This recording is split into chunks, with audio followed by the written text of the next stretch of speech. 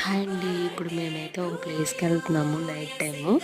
ఎందుకు, ఏంటి, ఎక్కడికి అనంటే మా హస్బెండ్ బర్త్‌డే అనమాట. సో, నేనైతే ముందు ఏం చెప్పలేదు. అక్కడికైతే వెళ్దాము అని చెప్పని తీసుకెళ్ళాననమాట. వెనక కార్‌లో మా ఫ్రెండ్స్ వాళ్ళ కార్‌లో అయితే కేక్ తెప్పిచ్చేసాను. తనకైతే తెలీదు ఈ విషయము. గేట్స్ ఓపెన్ చేశారు. ఒకసారి అయితే వెళ్ళి చూద్దాము, టీవీలో చూపిచ్చారు గదా అని చెప్పని మేము తీసుకెళ్ళాం తన్ని. అలా చెప్తే ఒప్పుకోడని చెప్పని.